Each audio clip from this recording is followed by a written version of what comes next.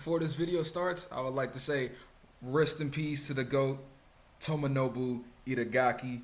Itagaki, I gotta thank you for creating the best fighting game franchise that has ever existed, period. Because without you, I wouldn't have gotten into fighting games. Let's just be honest. And I'd like to thank you for creating the Ninja Gaiden reboots as well. I gotta give my flowers where flowers is due.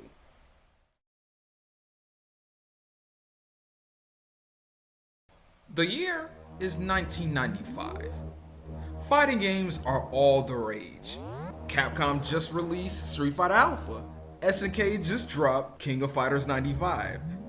Midway just dropped Mortal Kombat 3. And a few years earlier, Sega just dropped Virtua Fighter 2, which is the hottest new thing that's coming out, cause it's all 3D. Everything was packed during this time. Companies were fighting for consumer interest. And then there's Tecmo. Yeah, the guy is mainly known for Ninja Gaiden and Tecmo Bowl? Yeah, they weren't doing so hot during the time. So, in a desperate attempt to make sure they do not go out of business, they had our one and only, the GOAT, Tomonobu Itagaki, to manage a team to get this one fighting game off the ground. Now, due to the limited resources Tecmo had at the time, how are they going to make a fighting game, especially at that caliber, in that short amount of time? They went to AM2. Yeah, they politely borrowed Virtua Fighter 2's engine as a basis to work off of. I wondered how that discussion went. Please, Pete, I need this. My mom is kind of homeless. I live with my dad. I want to help her out. Speed, I'm watching the stream while you try not to laugh, bro. That's disrespectful, bro.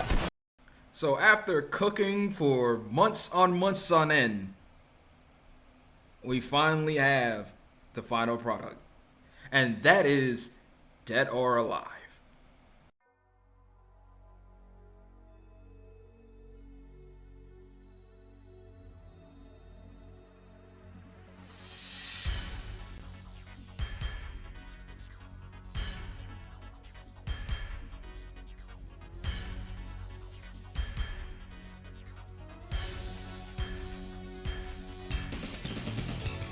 This project single-handedly saved that company from bankruptcy, and to this day, it's still going on around.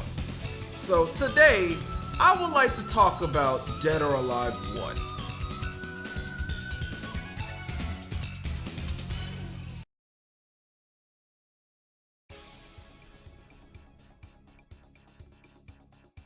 Dead or Alive, similar to Virtua Fighter, is a 3D fighting game.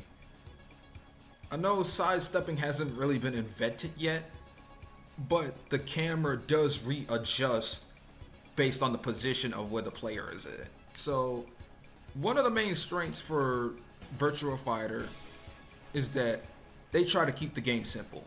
You have a punch button, you have a guard button, and you have a kick button. Dead or Alive wanted to keep that formula, but innovated in a way, which is why they invented this three-way system. You have your strikes, you have your throws, and this newest system, holds. Hold moves allow you to parry moves depending on how high or low that attack is. This gives people strategy on if somebody keeps spamming a certain move, they can just, if they read it correctly, they can just input that motion and just counter it. Okay, now I got that basic info out the way. What version of the game am I going to be playing? Yeah, this is where things gets a bit complicated. There are 3 different versions of Dead or Alive 1 that you can play. There's the Sega branch, which pretty much is the original way to play it, because that's based off their arcade Model 2 version. Then it got ported to the Sega Saturn. Then in 2004, with Dead or Alive 1 Ultimate, they end up using that version as its basis. Then there is the PlayStation branch, or the Sony branch, I could say. That is using the PlayStation version as a basis. Then end up getting an arcade version, which I will be talking about a little bit later. And then lastly is the Nintendo branch. Years after the first game came out, Koei Tecmo decided to release Dead or Alive Dimensions on the 3DS, which pretty much bundles in Dead or Alive 1 through 4 into one cohesive thing. So if you want to play DOA 1 story, but with pretty much with a modern engine and pretty much using like different movesets and stuff, that's pretty much another way to play it. Also, to answer my question what versions I'm going to be playing, I will be playing the Xbox version of Dead or Alive 1, and I'll be playing the arcade version of Dead or Alive Plus Plus. Now, before I even start anything, I like to talk about one of my biggest gripes in this game is that why is this game does not have analog support? Like, no, seriously, this game does not support analog support at all. Like, you only need to use the D-pad for it. This is 2004. You have an analog stick on the controller. Please use it. You have 8 fighters at your disposal. We have Kazumi, we have Zack, we have Hayabusa, who's originally from Ninja Gaiden. We have Bayman, we have Li Fang, we have Genfu, Tina, and Zhongli.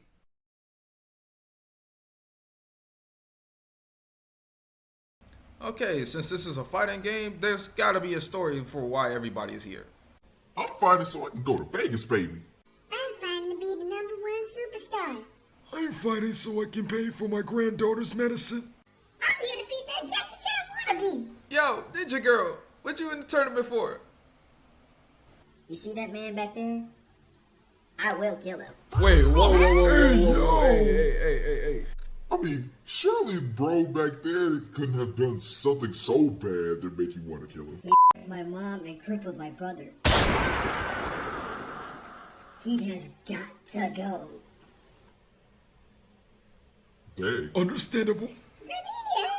Like, dog, do you see how crazy this story can get? Well, this is our main objective. Let's see what we can do about this.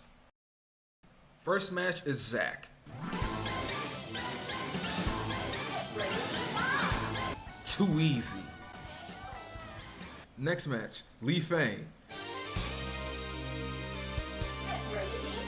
Too easy. Next we got the homie Hayabusa. Too easy. Now we start getting into the harder people. Next we got Zhongli. And somehow this guy was too easy? Yeah, this weirded me out because I hated this guy so much because I know he's capable of way more than I usually play. And I was stuck on him for so long, like a few years ago. Next we have Tina.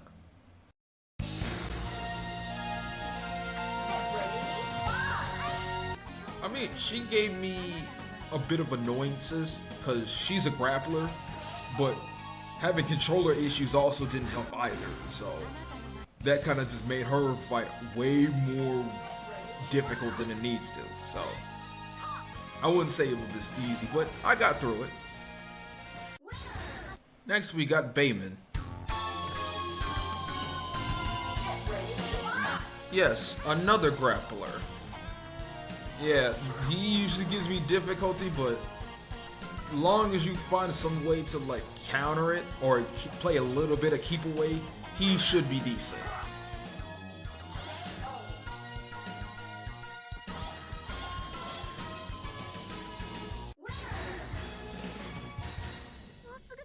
Next is Genfu. He's too easy.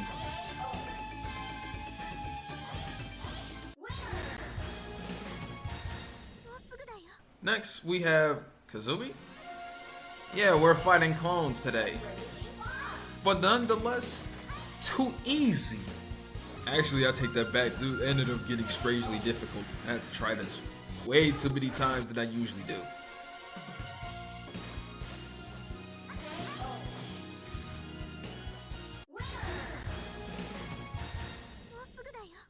Alright, all main 8 fighters have been taken care of.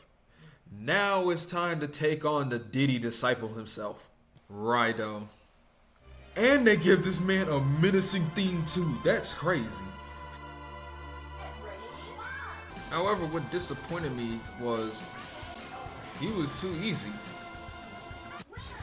Like, bro, you're the final boss. Aren't you supposed to, like, you know, waste my time a little bit? Make me get a few retries? No, I did this on the first try. Very anticlimactic.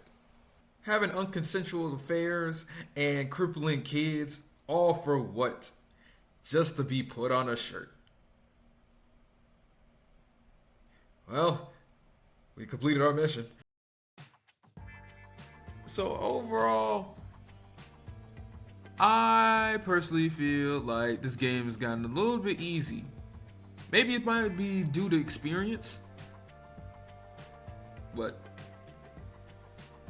I genuinely see and say like this game is pretty good for anybody just to get into. It will take a bit of time because this is still the 90s we're talking about. It will have that 90s difficulty to it. However, it does one thing that Virtua Fighter doesn't do. It doesn't make it feel cheap when it comes to its difficulty.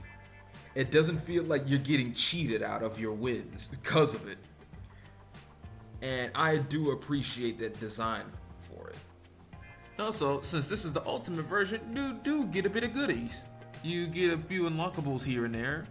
And also, you get unlockable costumes, which one of the things I noticed is that I'm very impressed that, like, even I'm not sure if this is like specifically for the Xbox version, but if this is also for the Sega Saturn version, like the original version it came off of, it has some decent cloth sim. Like for like small little details and like in the skirt and like small fabrics. I mean, sure, most people can look at like the breast physics and say like, oh, they probably might focus on that, but it's small details like that. It's like gives it a little bit more personality than it needs to. And that really does show that Itagaki's team really are passionate about making the most out of like the hardware they're working with. Okay, now we can talk about Dead or Alive Plus Plus. Because this I'd never ever played before until recently. Mainly because this specific game and also the PlayStation version introduced extra characters that the Saturn version and even the Ultimate version surprisingly did not include. And that is Baz and Best Girl, Ayane. How could you not have an Ultimate version and not have Ayane in it? That weirds me out to this day. And also, fun fact, this game specifically has the most, I guess you could say, complex hold system that the franchise will ever have, and it's only tied to this game. Because the Saturn version only had like a few, I think it was like 3 ways to do holds, like for your highs, lows, and mids. This game gives you 6 ways to do that, making it very complicated to execute on. It's already pretty bad that my controller doesn't really operate well, but that goes to show us like, okay, it was even to refine it even more to see what they can do with it and expand upon it. But in later iterations, they end up reverting back to like 3. So that goes to show they have to keep it simple. Speaking of simple, let's also talk about the graphical differences between the two. You can tell that the PlayStation version, the arcade version, that's what I'm talking about, it's a lot more blocky. But also at the same time, if we can look at like the user interface, it reminds me a lot more of Dead or Alive 2. And you can definitely see like where the influence of this aesthetic ends up being worked on in the future. And also, I really do like the little tiny icons for like the characters that they have. It gives it a lot more personality for the game and such. It's just pretty cool. Also, one last thing I would like to touch upon about this specific version. This game is even easier than the Sega Saturn Xbox release. Like, I played it through the first time and I was saying like, how is this game this easy? Like, and you can also feel that in like the next game, Dead or Alive 2, where that game is also easy to pick up and play too.